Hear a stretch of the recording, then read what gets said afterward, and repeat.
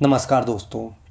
बॉलीवुड में लोगों के पास पैसा बेहिसाब है और यही पैसा उनके अंदर अहंकार भर देता है। ये बॉलीवुड वाले पैसों के दम पर अपने आप को खुदा मान लेते हैं।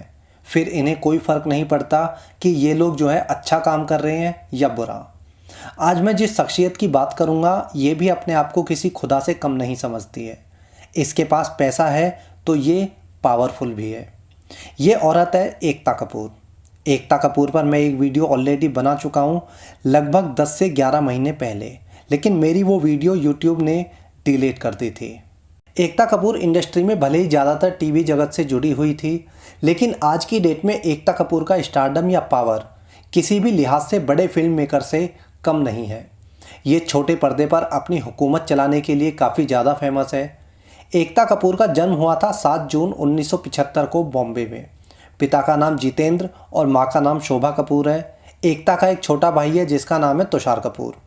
एकता की स्कूलिंग मुंबई से हुई है। स्कूल का नाम है बॉम्बे स्कॉटिश स्कूल जो कि माहिम में है। 12th क्लास के बाद एकता ने मीठीबाई कॉलेज में एडमिशन तो लिया, लेकिन फिल्म और टीवी में अपना कैरियर बनाने के लिए इसने पढ़ाई बीच में ही छोड़ दी। करण जौहर और ट्विंकल खन्ना एकता कपूर के स्कूल में क्लासमेट रह चुके हैं, यानी ये तीनों बचपन के दोस्त हैं। एकता ने अपने कैरियर की शुरुआत बहुत छोटी उम्र में ही शुरू कर दी थी। एकता उस समय मात्र 15 वर्ष की थी। 15 वर्ष की उम्र में एकता ने एड और फिल्म मेकर कैलाश सुरेंद्रनाथ के साथ में इंटर्नशिप शुरू कर दी थी और फिल्म मेकिंग का काम सीखा था।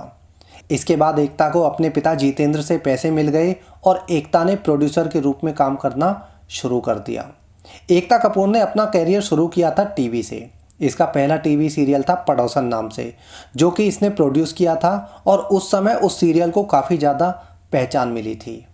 1995 से 2001 तक इसने 26 से ज़्यादा टीवी सीरियल प्रोड्यूस कर दिए थे, क्योंकि इसके पास अपने पिता का पैसा था।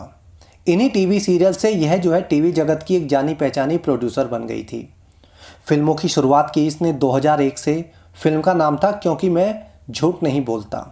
इसमें लीड रोल में थे सुष्मिता सेन और गोविंदा, लेकिन प्रोड्यूसर के रूप में पहली ही फिल्म जो है फ्लॉप साबित हुई। इसके बाद कुछ तो है, कृष्णा कॉटेज और क्या कूल है हम, लेकिन शुरुआती फिल्में ज़्यादा सफल नहीं हुई। क्या कूल है हम से जो है इसने पहली बार सफलता का स्वाद चखा। क्या कूल है हम हालांकि एक हिट मूवी थी, लेकिन इस फिल्म में डबल मीनिंग डायलॉग और अश्लीलता के अलावा कुछ और नहीं था। इसी फिल्म से एकता को लगने लगा कि अश्लीलता से ही जो है फिल्में हिट होती है। इसके बाद आज तक इसकी कुछ एक फिल्मों को छोड़ दिया जाए तो ज़्यादातर फिल्में सेक्स और न्यूडिटी पर ही आधारित होती हैं। इसकी वेब सीरीज़ तो फिल्मों से भी 4 कदम आगे है। जहां इसके सीरियल्स और फिल्मों में अश्लीलता बॉयफ्रेंड और पति के रिश्तों तक ही सीमित होती है, वहीं इसकी वेब सीरीज़ में तो इतनी गंदगी भरी हुई होती है कि इसने भारतीय रिश्तों को भी तार तार करके रख दिया। ये अपनी फिल्मों में तो सेक्स के लिए बॉयफ्रेंड और गर्लफ्रेंड को ही यूज करती है, लेकिन इसकी वेब सीरीज़ ने तो सारी लिमिट्स ही क्रॉस कर रखी है।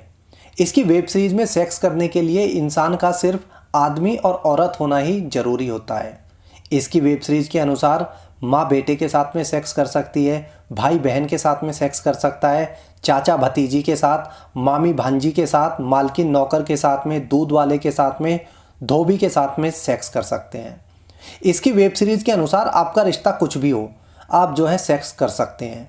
इसकी वेब सीरीज़ किसी भी टॉपिक पर आधारित हो, उसमें आपको सिर्फ 3 चीज़ें देखने को मिलेंगी: सेक्स, सेक्स और सेक्स। जैसा इसकी वेब सीरीज़ का कंटेंट होता है वैसा ही उनका नाम होता है। XXX पार्ट 1 2 3, बेकाबू, बेबी कमना, मेडिकली योर्स, फक, गंदी बात, मैरिड वोमेन, बॉयगिरी और पम्मी आंटी। ये वो सीरीज है जिनमें सिर्फ अलग अलग तरीके से सेक्स परोसा गया था। वो बाप बेटी, माँ बेटे, भाई बहन जैसे रिश्तों में इसने सेक्स को दिखाया हुआ है। इसने अपनी सीरीज़ में भारतीय रिश्तों की अच्छे से धज्जियाँ उड़ा रखी है। इसके अलावा इसकी वेब सीरीज़ एक और वजह से चर्चा में रहती है, और वो वजह है हिंदू देवी देवताओं का अश्लील पिक्चराइजेशन। ये अपनी वेब सीरीज़ में हिंदू देवी देवताओं को ना सिर्फ जलील करती है बल्कि उनका मजाक भी बनाती है। इसकी वेब सीरीज़ और फिल्मों में यही होता है, या तो भारतीय रिश्तों को तार तार करेगी या देवी देवताओं का मजाक बनाएगी। वैसे ही इसके टीवी सीरियल्स होते हैं। इसकी बीवी उसके साथ में भाग गई, उसकी बीवी इसके साथ भाग गई, इसके पति ने उससे शादी कर ली, उसके पति ने इससे शादी कर ली। मतलब रिश्तों का एक ऐसा घालमेल बना के रखा हुआ होता है इसके सीरियल्स में कि एक आदमी 4-4 शादियां कर रहा है, उसके 8-8 10-10 बच्चे हैं, एक को छोड़ रहा है, दूसरी को पकड़ रहा है। यही इसके टीवी सीरियल्स में अक्सर देखने को मिलता है। लेकिन सवाल आता है कि ये ऐसा दिखाती क्यों है? क्या रिश्तों की मर्यादा को तोड़े बगैर वेब सीरीज नहीं बन सकती? क्या भगवानों को गाली दिए बिना सीरीज नहीं बन सकती?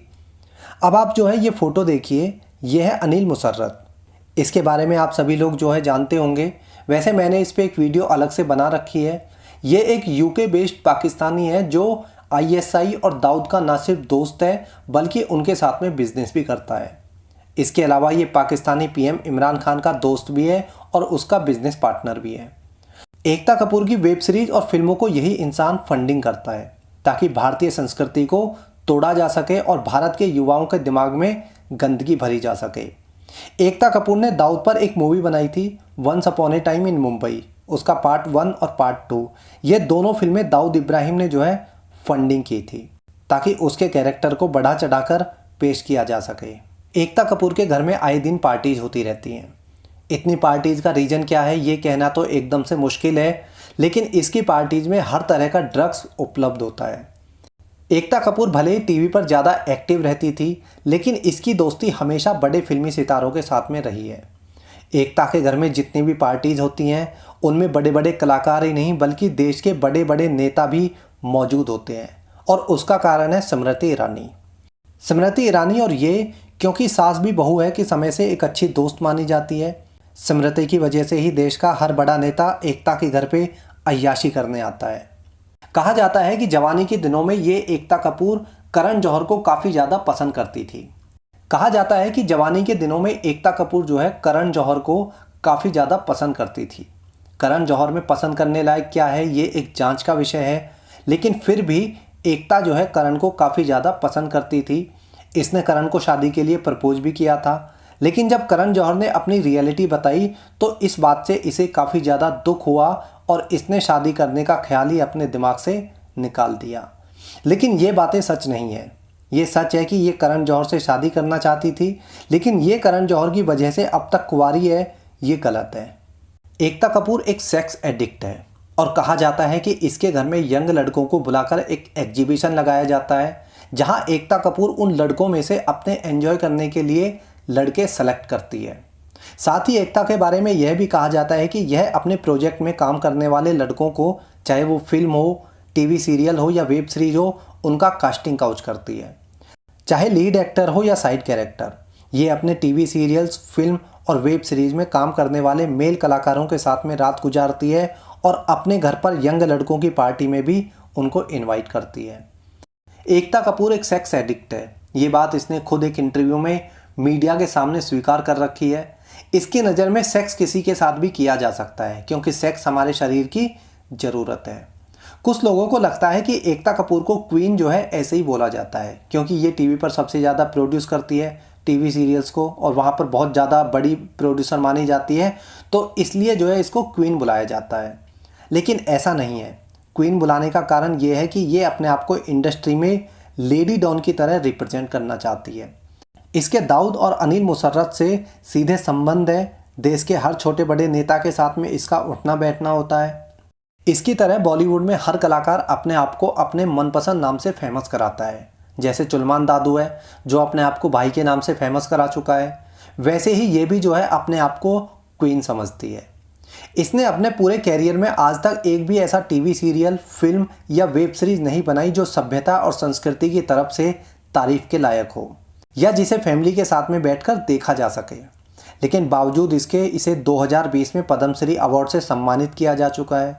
पद्मश्री के लायक इसने क्या काम किया है ये मेरी समझ से तो बाहर है। अगर आपको लगता है इसने पद्मश्री के लायक कोई काम किया है तो कमेंट बॉक्स में ज़रूर अपनी राय देना। इस वीडियो में इतना ही। जय हिंद।